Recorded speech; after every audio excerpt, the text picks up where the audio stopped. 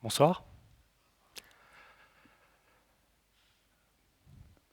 Pour moi, l'interrogation sur les jeunes de banlieue, elle a commencé avec des manifestations qui étaient liées au contexte géopolitique de l'été 2014.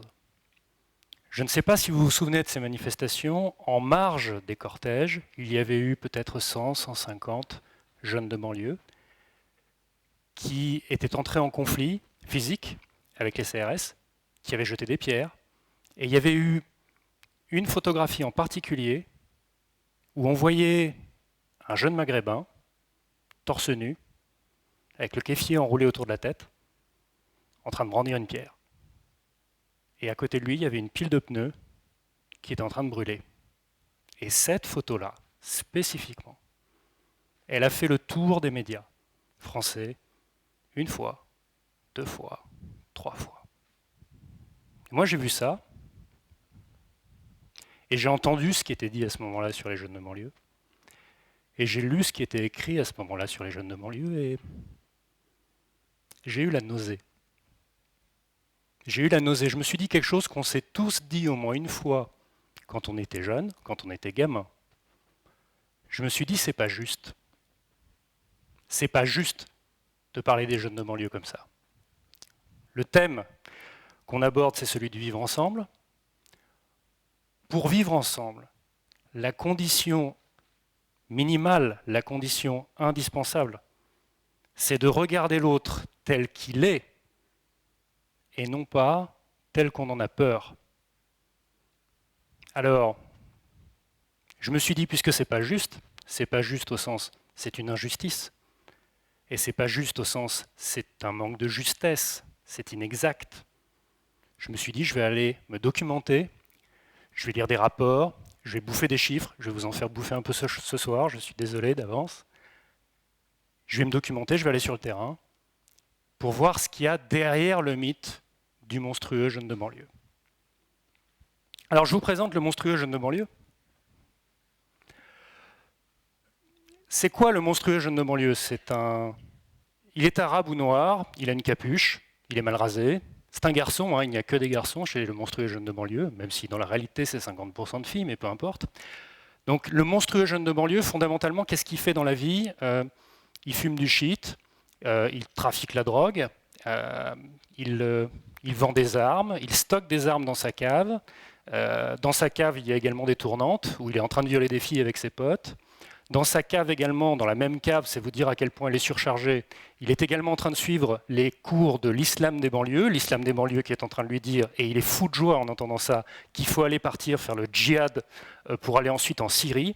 Et lui, il fou de joie, puisqu'il déteste la France, il déteste les Français, c'est-à-dire implicitement les Blancs. Il veut une seule chose, aller faire la guerre en Syrie, Allahu Akbar, et puis ensuite il va rentrer, et puis il va tout faire péter parce qu'il est plein de haine. Et si tu n'es pas sage, si tu ne manges pas ta soupe ce soir, le jeune de banlieue viendra te chercher. Le jeune de banlieue, c'est le croque-mitaine des temps modernes. Fondamentalement, son but dans la vie, c'est de violer votre femme et votre fille, c'est de brûler votre bagnole, et c'est de voler votre bien. C'est un sauvage. Il ne parle même pas français, il s'habille n'importe comment, il est violent, il est mal élevé, il sent mauvais, tout ce que vous voulez. En fait, toutes les tares possibles et imaginables dans la société, cherchez pas, il les a. Ça, c'est le monstrueux jeune de banlieue. Alors maintenant, intéressons-nous aux vrais jeunes de banlieue. Alors, y a-t-il des criminels, des délinquants, ou des bandes de jeunes enfermés dehors, à rien foutre, à faire beaucoup de bruit le soir, sans être pour autant criminels ou délinquants? Est-ce qu'il y en a? Oui. Je ne dis pas que ça n'existe pas. J'invite simplement à quantifier les problèmes. Selon la façon dont vous comptez, il y a approximativement 1,5 million de jeunes de banlieue en France. Si c'était tous des criminels et des délinquants, ce seraient des effectifs supérieurs à ceux de l'armée rouge. Bon, petite parenthèse. En réalité, criminels, délinquants et bandes en train de glander dehors, ça représente moins de 2% des vrais jeunes de banlieue. C'est ça la réalité. Moins de 2%. Les 98% qui restent, pas des criminels, pas des délinquants, pas dans des bandes. Donc quand on dit jeunes de banlieue, on pense tout de suite délinquants criminels. Il y a 98% des vrais qui ne sont pas concernés. Ça, c'est pour la réalité. Maintenant, parlons du cinéma. Colonne de gauche, la réalité. Colonne de droite, la représentation dans le cinéma français. Ceux qui ont vu Intouchable, levez la main. D'accord, tout le monde. Bien, Intouchable, ce formidable film sur le vivre ensemble. Vous savez quoi, parlons-en. Omar Sy joue bien un jeune de banlieue. Il fait quoi dans la vie, ce jeune de banlieue, représentatif des jeunes de banlieue? C'est un voleur, c'est un fumeur de joint, c'est un fraudeur aux allocations sociales. Il fait semblant de chercher un boulot, mais c'est pour toucher les allocs. Il va revenir dans le droit chemin en fréquentant des gens des centres-villes, ce qui lui permettra de remettre dans le droit chemin aussi son petit frère, qui est au collège, mais qui commence à sécher les cours. Pourquoi faire déjà? Pour aller dealer du shit, exactement, bonne réponse. Pour aller dealer du shit avec un gang. Les producteurs de ce film sont des récidivistes, puisqu'ils ont sorti en septembre 2015 un autre film. Je vous résume le pitch. 2 collégiens de banlieue hésitent pendant tout le film entre 2 chemins possibles.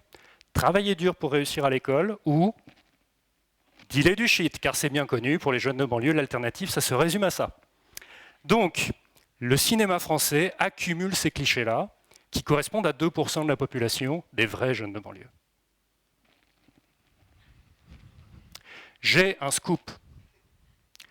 Les vrais jeunes de banlieue, ça fait plus de 15 ans qu'ils disent plus y va. Eh oui. Donc, ceux qui se lancent dans une imitation ouais, y va, en fait, ils passent pour des schlags. Alors, ça aussi, c'est un reproche qui est fait aux jeunes de banlieue, c'est de parler une langue qui n'est pas vraiment du français, qui est un sabir hargneux et pathétiquement hostile à la beauté. Ça n'est pas vrai. Déjà, un exemple de équivalent au 19e siècle des jeunes de banlieue. Gavroche. Gavroche dans Les Misérables. C'est un jeune pauvre des quartiers périphériques. Bah oui, c'est un jeune de banlieue. Alors il parle un français qui, pour l'époque, est un français de mauvaise qualité. Mais en fait, fondamentalement, c'est ce qu'on appelle un argot. Et donc, les Misérables, dans le bouquin Les Misérables de Victor Hugo, parlent une langue française qui n'est pas la même que celle des gens de la haute. De nos jours, les jeunes de banlieue parlent un argot qui correspond à leurs conditions de revenus. Et devinez quoi? Comme toujours, depuis des siècles, la langue française évolue d'abord dans les populations les plus pauvres, et ensuite ça devient du vocabulaire qui est courant dans les classes moyennes. Je vous donne un exemple. Il y a une quinzaine d'années, personne ne disait dans la population des centres-villes « kiffer ». Maintenant, « j'ai kiffé », c'est parfaitement banal. Mais ça vient des banlieues à l'origine. J'ajoute que sur l'idée, par exemple, que le rap serait quelque chose qui n'a pas de texte, je dis ça parce qu'il y a des gens en particulier de plus de 50 ans dans la salle, lisez des textes de rap, lisez-les, et vous verrez qu'il y a de la poésie urbaine dedans, vous verrez qu'il y a des textes absolument superbes. Et d'ailleurs, un exemple de jeune des quartiers populaires qu'on pourrait considérer donc comme un jeune de banlieue à l'époque du Paris du 19e siècle, Rimbaud. Eh oui, donc les poètes du béton, ça vaut la peine de s'intéresser à leurs textes, en fait. Alors, j'en viens à l'islam. Si je vous dis jeune femme de confession musulmane, vous allez penser à une femme voilée, c'est automatique. Alors, en vrai, les jeunes femmes de confession musulmane en France, qu'elles aient ou pas la nationalité française d'ailleurs, celles qui portent systématiquement le voile dès qu'elles sortent de chez elles, c'est 7%.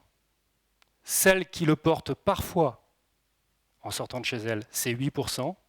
Et les 85% qui restent, c'est jamais. Donc quand on dit jeune femme de confession musulmane et que tout de suite on parle du port du voile, il y a 85% des femmes qui ne sont pas concernées. J'ajoute un petit détail. Il y a la moitié des jeunes de banlieue qui ne sont pas musulmans et qui ne l'ont jamais été. Bah oui, parce que dans la population des vrais jeunes de banlieue, il n'y a pas que des Arabes. Il n'y a pas que des gens qui viennent de l'Afrique subsaharienne, il y a aussi des descendants d'autres vagues d'immigration, Europe latine, Europe orientale principalement. Scoop, Il y a de la diversité dans la population des jeunes de banlieue. Il n'y a pas que nos clichés. Alors, plus largement sur la pratique de l'islam en France, en fait, ce qui est en train de se produire, ça s'appelle la désislamisation. Il y a eu la déchristianisation, la chute de la pratique religieuse chez les chrétiens, et maintenant on est en train d'assister à une désislamisation. Alors je sais ce qu'un certain nombre de personnes qui vont m'entendre dire ça se disent, mais quand même, il y a de plus en plus de barbus dans le quartier, je vois bien qu'il y a de plus de voiles dans le RER, etc. Oui, aussi. La grande masse des jeunes de confession musulmane, ils sont de moins en moins pratiquants. C'est un fait. Vous pouvez regarder derrière moi, ils sont moitié moins pratiquants que ceux qui ont plus de 50 ans. Moitié moins. Quand vous parlez d'un jeune de confession musulmane qui va à la prière à la mosquée le vendredi, il y en a quoi, 80% qui ne sont pas concernés par ce que vous racontez? Vous vous rendez compte, c'est énorme. Ce qui est vrai par contre, c'est qu'il y a une minorité qui est de plus en plus pratiquante, en revanche, et dans cette minorité, il y en a qui sont intégristes, c'est la minorité de la minorité, et dans ces intégristes, il y en a qui sont prêts à une action violente, c'est la minorité de la minorité de la minorité. Il faut quantifier les problèmes. Alors, en parlant des problèmes, parlons des problèmes qui touchent massivement les vrais jeunes de banlieue. Et dans ce cas-là, parlons plutôt du chômage. Là, c'est beaucoup plus massif. Là, ça touche vraiment du monde. 10% le taux de chômage pour l'ensemble de la population, c'est plus de 20% pour les jeunes de banlieue. Et dans ce cas-là, tant qu'à parler des problèmes, parlons aussi de la ségrégation scolaire. Qu'est-ce que c'est la ségrégation scolaire? C'est comment voulez-vous qu'on arrive à des chances équitables de succès dans la vie quand on a des boulets aux deux pieds déjà à l'école? Il y a une gare de triage entre le collège et le lycée. Si vous êtes dans les centres-villes, vous êtes très bon au collège, vous irez à la voie royale, vous irez en première S. Les profs vous pousseront à le faire. Si vous êtes très bon au collège quand vous êtes dans un collège de banlieue, oh toi t'es bon toi, tu feras un super mécanicien. Cherchez l'erreur. Les jobs auxquels on accède quand on est jeune de banlieue, soit vous êtes au chômage, soit vous êtes dans des jobs précaires, vous allez être livreur, vous allez être caissière, vous allez être couvreur sur les toits, vous allez faire des boulots difficiles, avec des horaires qui sont rudes, mal payés, et il y a une minorité qui va réussir à s'en sortir en ayant des boulots qui ne correspondent pas à ce milieu-là. Mais c'est peanuts. Alors c'est quoi? C'est parce qu'ils sont mauvais? Non, c'est parce qu'ils ont des boulets à chaque pied, y compris parmi les boulets, nos propres préjugés.